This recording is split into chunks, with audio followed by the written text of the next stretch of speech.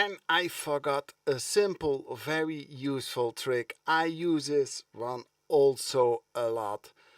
When you have a loop or when you have a region and you think I don't want to have this one in between, you can delete everything and then pull everything to the side and listen if it sounds good. If it then not sounding good, you can Command Z and put everything back with the undo cyclist. But there's an easier way to try it out, because now it's sounding like this.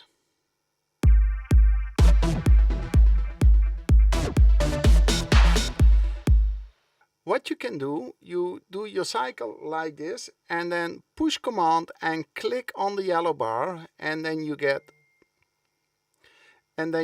this, and when you play it now, it jumps from here to here. So you can check things out. Very simple. Look at this.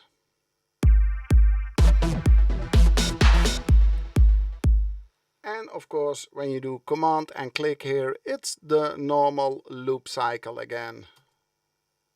You see? And you can do it like this. And it plays the whole region.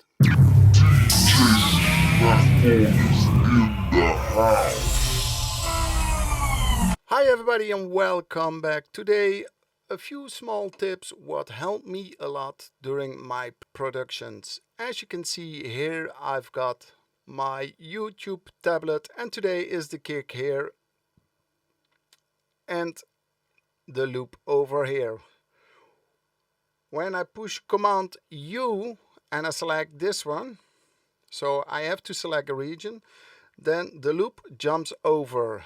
And you can see when I select this one and I push Command U, it goes over there. When I select a small piece here and push the U, you see the increase or get smaller or get bigger, and it goes to the section you select. So if you select a small section, it gets smaller, and if you select a bigger selection, I make this one bigger, then it's getting bigger. When I make this one smaller like this and push U, you see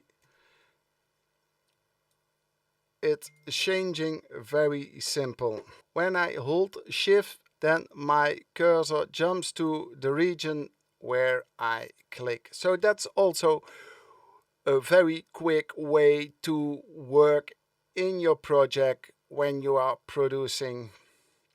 And another quick tip, when I go over here, you see the little triangle open with the different plugins. When I click that, for example the EQ, then I can select different settings for the plugin. So it's very simple to try them out. And when I think hum killer, I think, okay, this one is the one I needed. I close this one. Auto filter, I open the auto filter so you can see. And when I select the settings here, the different settings for that plugin are showing up.